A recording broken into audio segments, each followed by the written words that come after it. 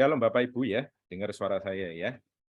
Eh, Jumpa lagi pada ibadah tengah minggu ya. Semua baik, saya harapkan semuanya baik dan memiliki ya stamina yang cukup ya.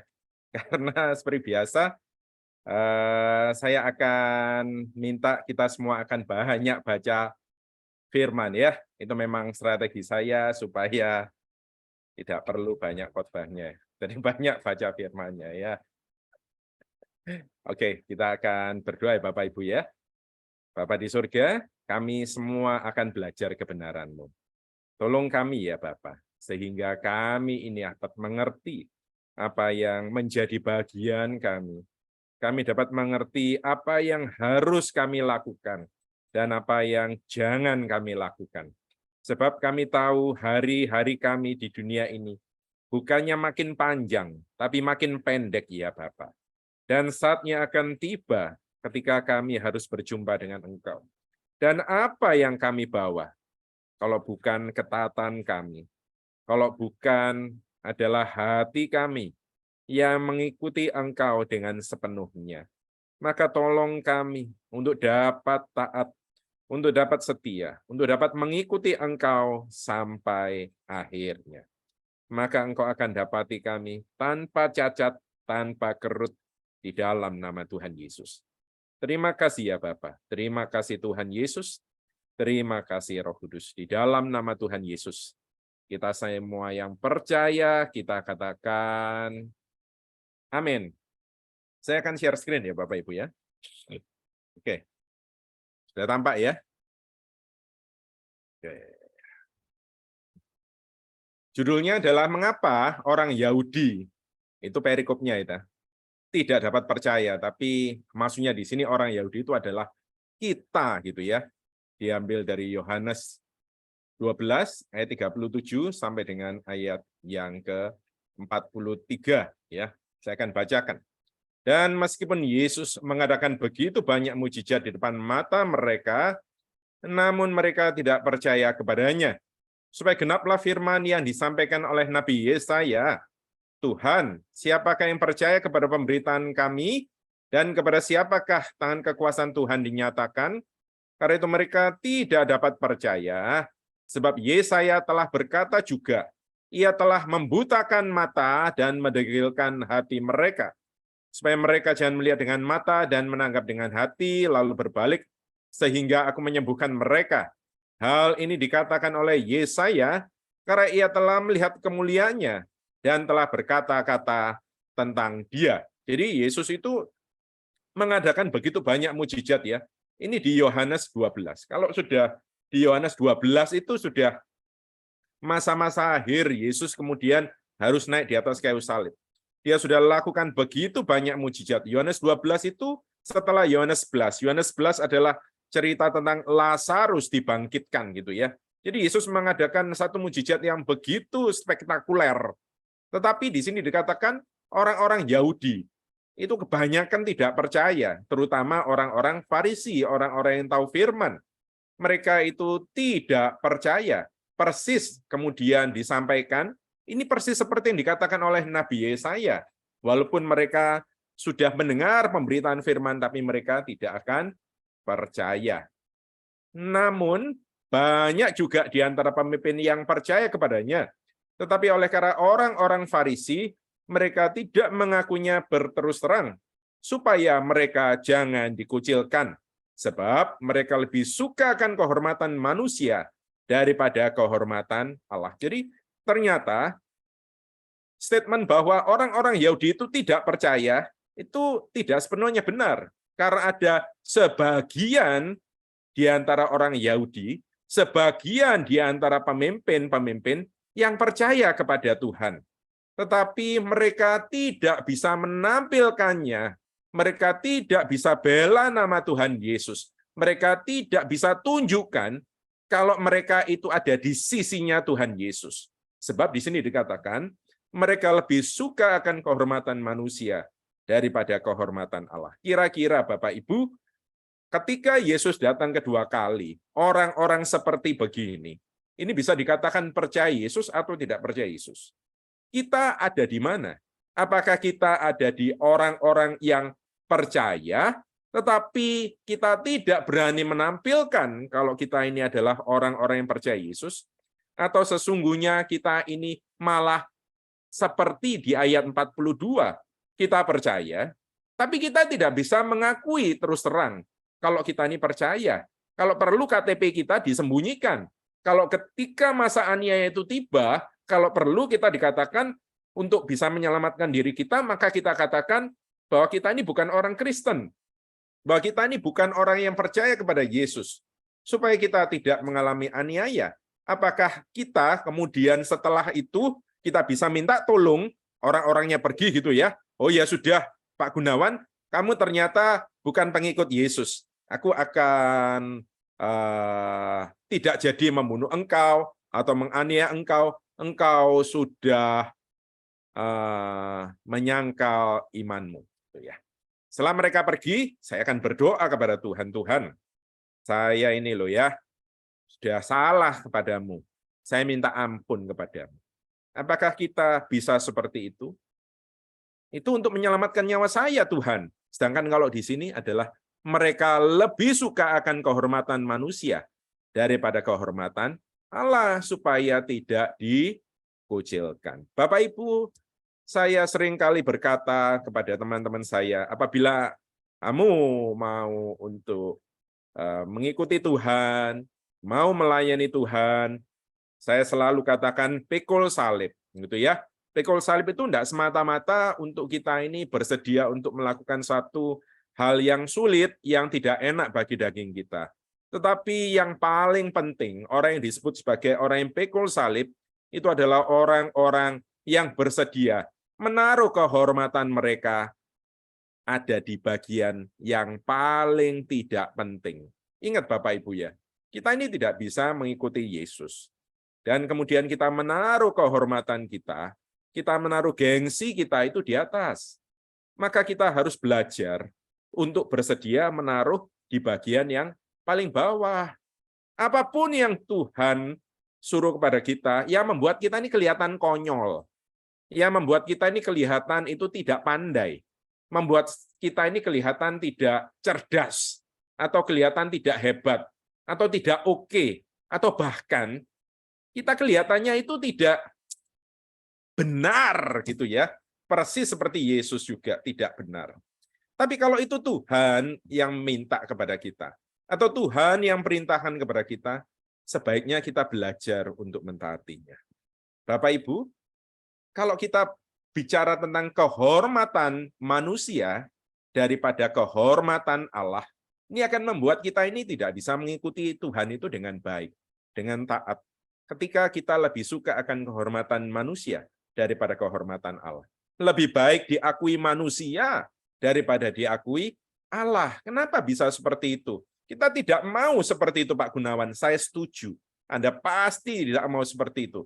Tetapi ada hal-hal yang menyebabkan itu terjadi tanpa Anda sadari. Ada satu kisah di Perjanjian Lama.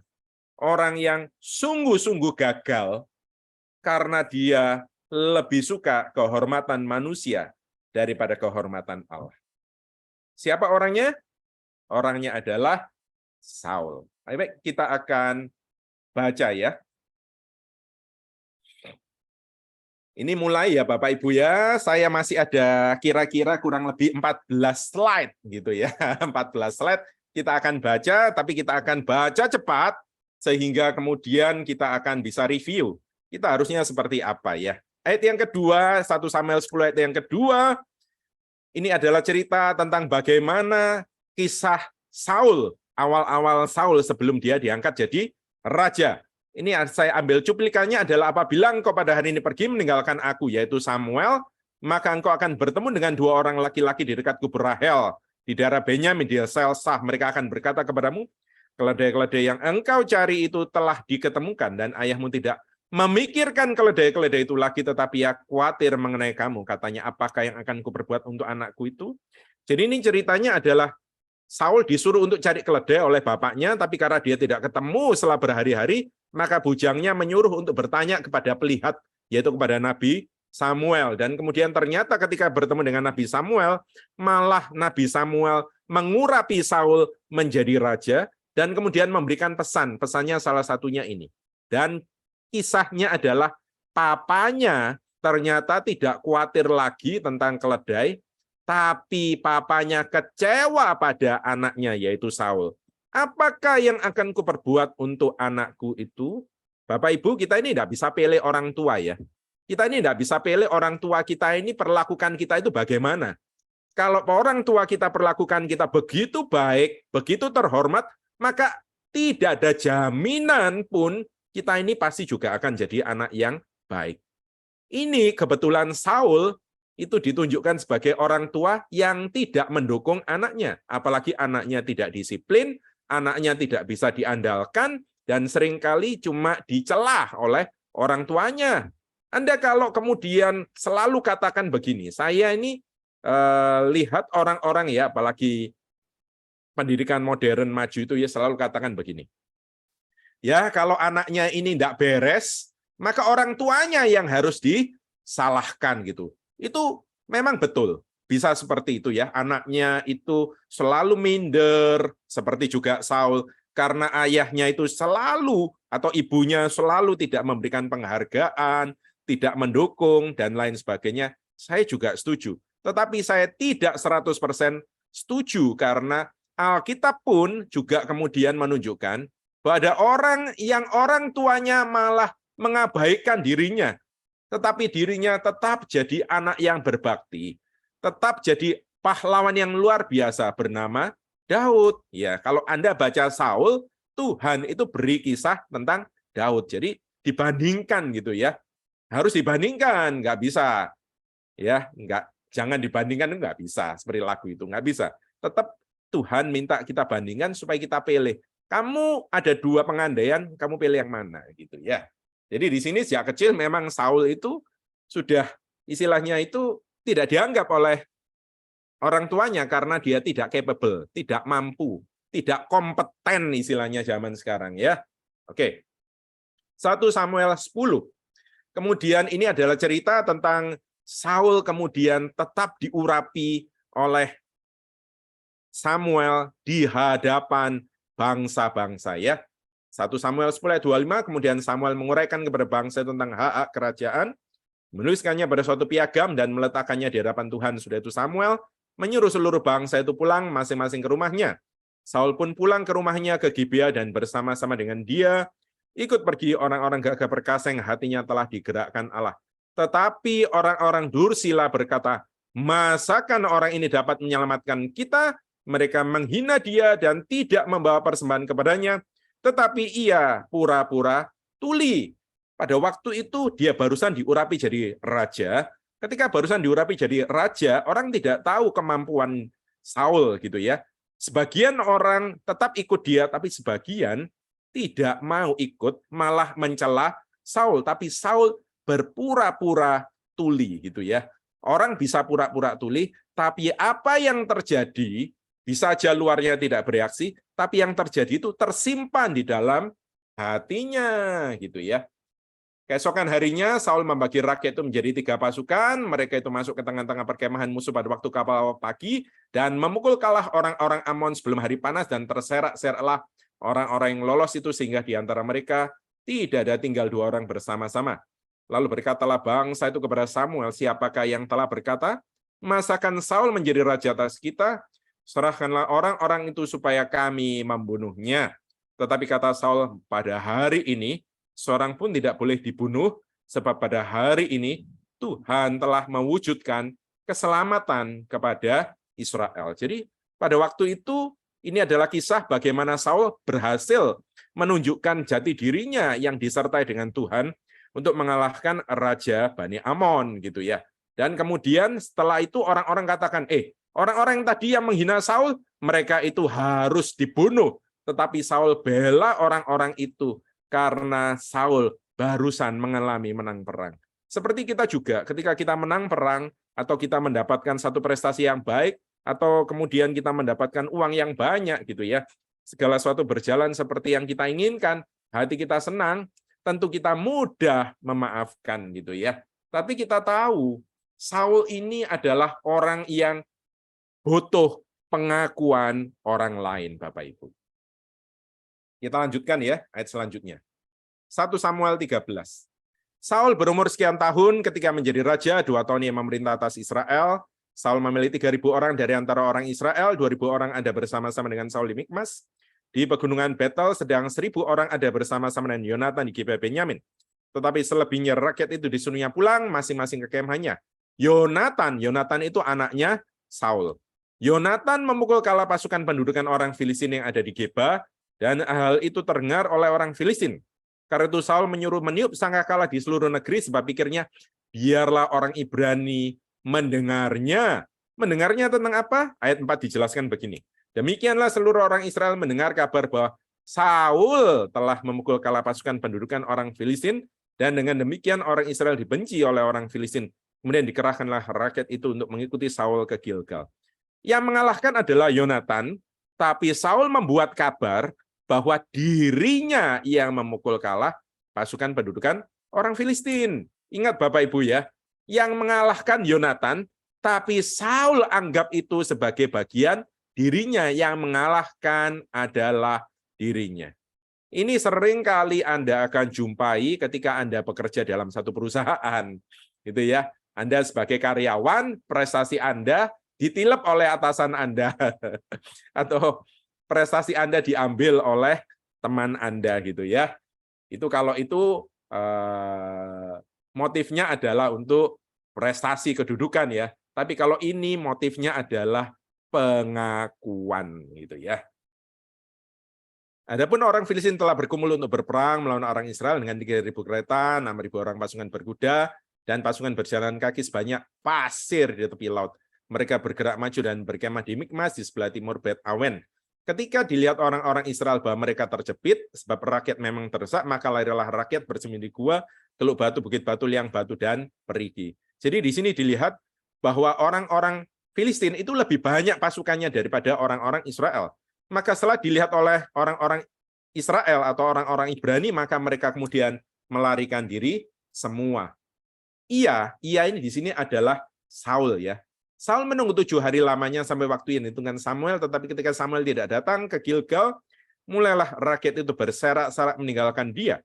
Sebab itu Saul berkata, bawalah kepadaku korban bakaran dan korban keselamatan itu. Lalu ia mempersembahkan korban bakaran. Jadi yang boleh memberikan persembahan itu adalah imam atau nabi pada waktu itu Samuel. Tetapi ketika dilihat tidak datang-datang, sudah tunggu 7 hari, kemudian dia memberikan korban persembahan. Baru saja selesai mempersembahkan korban bakaran, maka tampaklah Samuel datang. Saul pergi menyongsongnya untuk memberi salam kepadanya. Tetapi kata Samuel, apakah yang telah kau perbuat? Jawab Saul, karena aku melihat rakyat itu berserak-serak meninggalkan aku dan engkau tidak datang pada waktu yang telah ditentukan. Padahal orang Filistin telah berkumpul di Mikmas, maka pikirku sebentar lagi orang Filistin akan menyerang aku di Gilgal, padahal aku belum memohonkan belas kasihan Tuhan, sebab itu aku memberanikan diri lalu mempersembahkan korban bakaran. Bapak Ibu, di sini kita tahu bahwa Samuel menyalahkan Saul, kenapa engkau memberikan korban persembahan? Bapak Ibu, kalau Anda pikir karena hal ini saja kemudian Tuhan tidak suka kepada Saul, maka kalau Anda baca ayat 13 dan 14, kerajaanmu tidak akan tetap. Tuhan pilih yang berkenan di hatinya. Cuma gara-gara korban persembahan, Tuhan kemudian tidak lagi pro kepada Saul. Anda sama saya tanya kepada Bapak Ibu semuanya. Dibandingkan Anda sama saya, dibandingkan dengan Saul, kalau kita ini melakukan dosa saat ini ya, atau kita pernah melakukan dosa, dosa kita sama Saul itu besar mana? Kemudian kalau Anda katakan, oke lah, jangan sama kita. Saul dibandingkan dengan Daud. Daud sudah bunuh suaminya, istrinya diambil, dan kemudian celakanya, sebelum itu Daud berusaha menutupi suaminya suruh tidur dengan Batsyeba, dengan istrinya sendiri. Tapi ketika tidak mau, kemudian dia tulis suratnya celakanya dikirimkan pakai suaminya sendiri. Uria itu adalah suami dari Batsyeba yang sangat setia kepada Daud. Tetapi kemudian Daud karena perempuan, karena istrinya dia bunuh. Kalau dibandingkan dengan perbuatannya Saul, kalau saya baca gitu ya, saya pertimbangkan, Tuhan, seharusnya lebih berat Daud dibandingkan Saul. Kenapa kok engkau malah pro kepada Daud dibandingkan dengan Saul? Cuma gara-gara korban persembahan seperti ini loh. Bukankah Samuel yang keliru? Sudah 7 hari ditunggu-tunggu sesuai dengan pesannya, tapi nggak datang-datang. Maka kemudian kalau Saul lakukan seperti itu, saya percaya Bapak, Ibu, dan saya juga akan lakukan seperti yang lakukan Saul. Itu pemikiran saya pertama kali. Tetapi ternyata nggak seperti itu yang dibandingkan, yang dilihat sama Tuhan. Bukan cuma ketaatan itu saja, tetapi ketaatan ini terjadi, ketidakpercayaan ini terjadi karena Saul yang ada di hatinya itu adalah rakyatnya, bukan Tuhannya. Loh, kan bagus Pak, kalau raja itu memperhatikan rakyatnya, ini bukan memperhatikan kepentingan rakyatnya, tetapi pengakuan atas dirinya dari rakyatnya. Jadi ada beda ya Bapak Ibu ya. Saul itu lakukan ini semua karena melihat rakyat itu berserak-serak meninggalkan dirinya. Orang yang selama ini ada di dalam daerah bawah, rendah diri, minder, kemudian diangkat jadi raja. Ada rakyat yang mengikuti dirinya, dielu-elukan, diakui gitu ya, prestasinya, tetapi kemudian mulai ditinggalkan. Post power syndrome. Artis, aktor, atau siapapun juga hamba Tuhan, mungkin saya sendiri gitu ya, apabila sudah banyak dikagumi orang, tetapi kemudian orang-orang itu mulai meninggalkan. Pada waktu itu sakit Bapak Ibu. Pada waktu itu ada yang hilang. Pada waktu itu segala sesuatu terlihat tidak bahagia gitu ya. Ada orang-orang yang kebahagiaannya, kesukaan hatinya, prestasinya itu dari kata-kata orang lain. Dari pengakuan orang lain. Oh, Gunawan, engkau pandai sekali. Engkau memang pandai berkhotbah misalkan ya. Saya kemudian akan katakan ya, maka tidak sia-sia rambut saya habis gitu ya. Jangan sampai kemudian rambut saya habis, kemudian saya tidak pandai gitu ya. Enggak, bukan seperti itu Bapak Ibu, itu cuma bercanda ya. Jadi memang kalau kita butuh pengakuan manusia seperti itu, maka kita ini tidak bisa mengikut Tuhan dengan baik. Kenapa kok cuma gara-gara persembahan?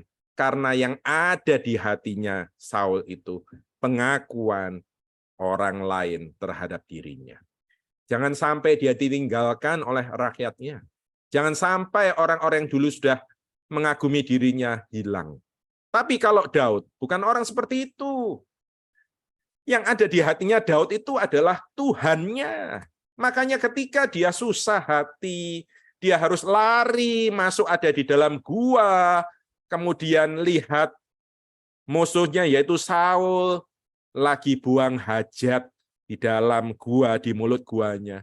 Orang-orangnya bilang, pasukannya bilang, sekarang Tuhan itu sudah menyerahkan musuhmu ke dalam tanganmu. Ayo kita bunuh dia, dan kita tidak perlu lagi lari seperti ini. Maka kemudian apa yang dilakukan oleh Daud? Dia tidak mau. Karena apa?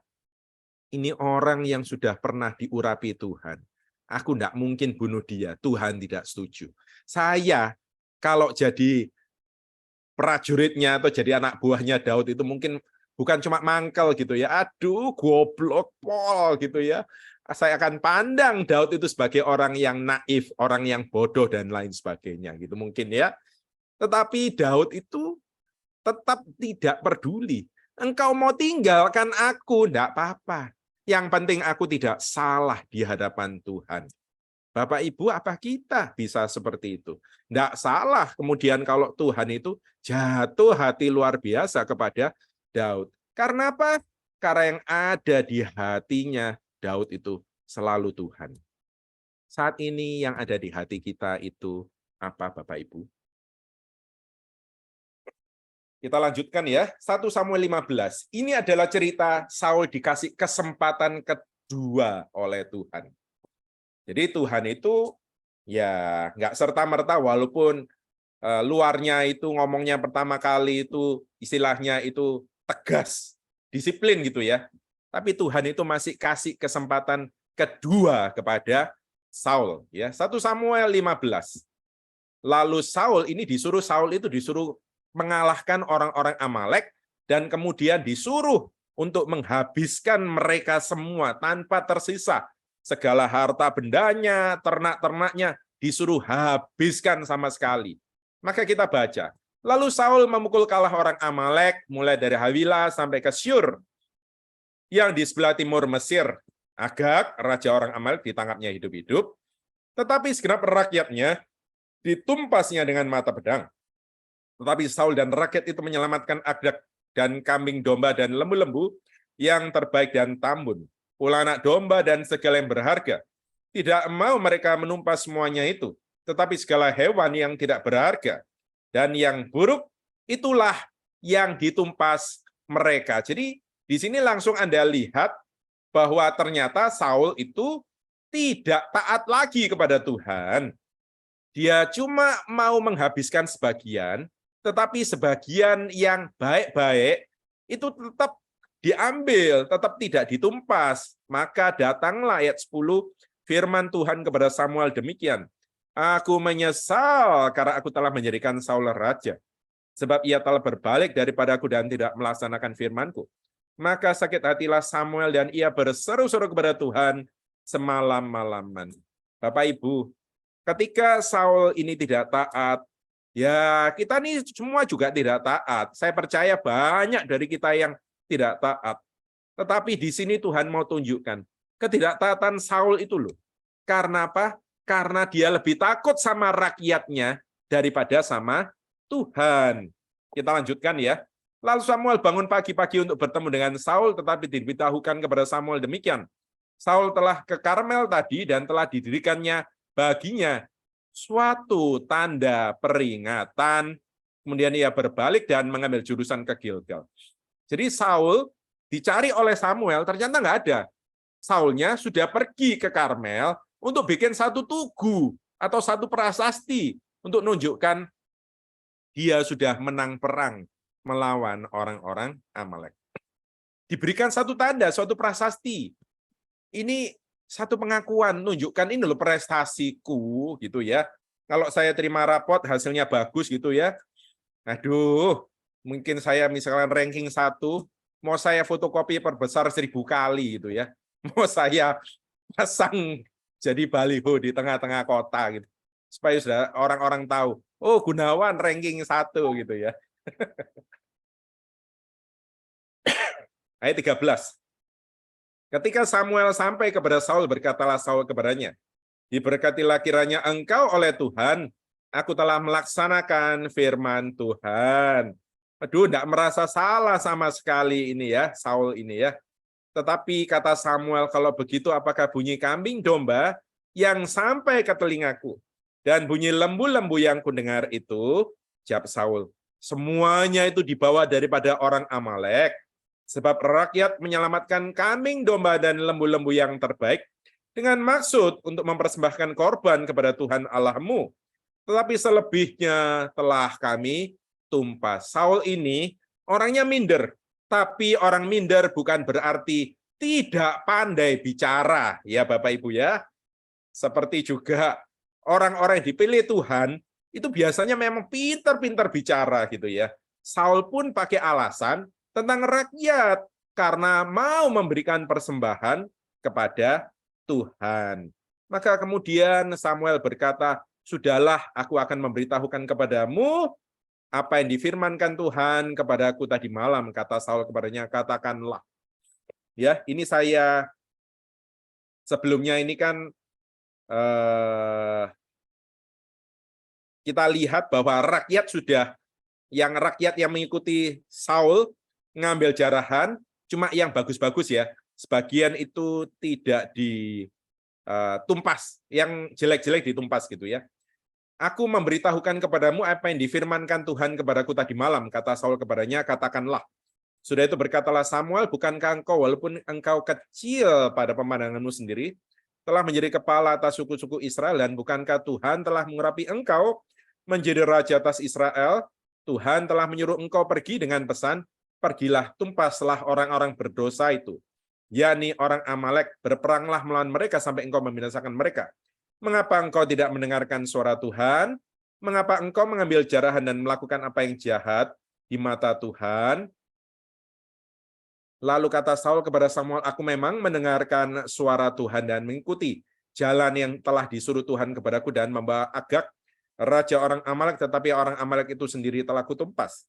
Tetapi rakyat mengambil dari jarahan itu kambing, domba, dan lembu-lembu yang terbaik dari yang dikhususkan untuk ditumpas itu untuk mempersembahkan korban kepada Tuhan Allahmu di Gilgal. Tetapi jawab Samuel, apakah Tuhan berkenan kepada korban bakaran dan korban sembelihan sama seperti kepada mendengarkan suara Tuhan? Sesungguhnya mendengarkan lebih baik daripada korban sembelihan, memperhatikan lebih baik daripada lemak domba-domba jantan. Sebab pendurhakan adalah sama seperti dosa bertenung, dan kedegilan adalah sama seperti menyembah berhala dan terafim. Karena engkau telah menolak firman Tuhan, maka telah menolak engkau sebagai raja. Kalau Anda baca seperti begini saja, maka Anda akan pikir kalau begitu ketaatan lebih penting daripada korban bakaran. Setuju, memang betul, gitu ya. Tetapi kalau waktunya memberikan persembahan, kemudian Anda pikir aku tak taat aja, tapi aku nggak berikan persembahan, itu keliru, Bapak Ibu. Kalau Tuhan sudah minta Anda beri persembahan, beri, gitu ya. Kalau Anda bilang kemudian, oh aku taat yang lain saja, Anda pakai firman ini, Anda keliru. Ini adalah kata-kata Tuhan yang disampaikan kepada Saul untuk mengcounter, untuk melawan apa yang dikatakan oleh Saul tadi itu. Karena rakyat memberikan persembahan. Padahal alasan Saul adalah membiarkan itu semua supaya dia tetap diakui sebagai raja favoritnya rakyat Israel. Ya, ingat itu Bapak Ibu Saudara. Kita seringkali butuh pengakuan orang lain gitu. Kalau Anda sudah terbiasa untuk diakui orang lain atau terbiasa untuk tidak dianggap orang lain dan kemudian Anda mendapatkan pengakuan, Anda akan usahakan pengakuan itu Anda pegang erat-erat ya supaya tidak meletus. Oke? Karena itu yang paling penting bagi hidup Anda. Jangan sampai seperti itu Bapak Ibu. Kalau Anda seperti itu, Anda akan mengalami nasib seperti Saul gitu ya. Ya, sudah mau habis. Ini kurang satu slide lagi ya. Berkatalah Saul kepada Samuel, aku telah berdosa, sebab telah aku langkahi titah Tuhan dan perkataanmu. Wah, Saul berkata kepada Samuel, aku berdosa. Ya, aku berdosa. Akui kalau dia berdosa. Tetapi aku takut kepada rakyat, karena itu aku mengabulkan permintaan mereka. Dia akui karena sungguh karena rakyat, dia takut kepada rakyat, maka mengabulkan permintaan mereka. Takut kepada rakyat, tetapi tidak takut kepada Allah. Diakui oleh Saul. Maka sekarang ampunilah kiranya dosaku, kembalilah bersama-sama dengan aku. Maka aku akan sujud menyembah kepada Tuhan. Di sini Saul tunjukkan seolah-olah dirinya itu bertobat. Aku keliru, aku yang salah gitulah. Aku akan sujud menyembah kepada Tuhan. Ayo kembali bersama aku. Ayat 26, tetapi jawab Samuel kepada Saul, aku tidak akan kembali bersama-sama dengan engkau, sebab engkau telah menolak firman Tuhan, sebab itu Tuhan telah menolak engkau sebagai raja atas Israel. Kemudian berkatalah Samuel kepadanya, Tuhan telah mengoyakkan daripadamu jabatan raja atas Israel pada hari ini, dan telah memberikannya kepada orang lain yang lebih baik daripadamu. Lagi sang mulia dari Israel tidak berdusta, dan ia tidak tahu menyesal, sebab ia bukan manusia yang harus menyesal. Padahal kita tadi baca, Tuhan menyesal, tetapi ketika dia sudah tunjukkan kalau dia menyesal, maka dia kemudian mengeraskan hatinya. Aku tidak menyesal untuk melakukan yang hukuman-hukuman atau pengangkatan dirimu dari raja, aku batalkan, aku tidak menyesal. Itu yang Tuhan. Kalau istilahnya itu sama seperti kita ya, kita sudah mengasihi seseorang dan kemudian orang itu begitu mengecewakan kita berkali-kali, kemudian kita katakan, rasa sayangku sudah cukup, sudah selesai. Aku tidak mau menyesal lagi. Itu loh yang dikatakan Tuhan. Tetapi walaupun Tuhan katakan seperti itu, ayat 30 ya, ayat terakhir ya. Tetapi kata Saul, aku telah berdosa. Tetapi tunjukkanlah juga hormatmu kepadaku sekarang di depan para tua-tua bangsaku. Dan di depan orang Israel. Kembalilah bersama-sama dengan aku. Maka aku akan sujud menyembah kepada Tuhan Allahmu. Jadi sujudnya kepada Tuhan, itu karena apa? Untuk menunjukkan hormat Samuel kepada dirinya. Memang engkau nabi Tuhan, tapi aku ini loh rajanya orang Israel. Tunjuk no hormatmu di depan para tua-tua dan di depan orang Israel. Dia butuh, sangat butuh pengakuan dan penghormatan. Orang seperti ini Bapak Ibu, yang dari rendah diangkat begitu tinggi oleh Tuhan jadi raja. Orang-orang Israel yang dulu menghina dirinya, yang dulu menganggap dirinya tidak bisa apa-apa, tetapi setelah itu dia butuh, dia haus sekali dengan pengakuan. Dia haus sekali dengan gengsi, harga dirinya.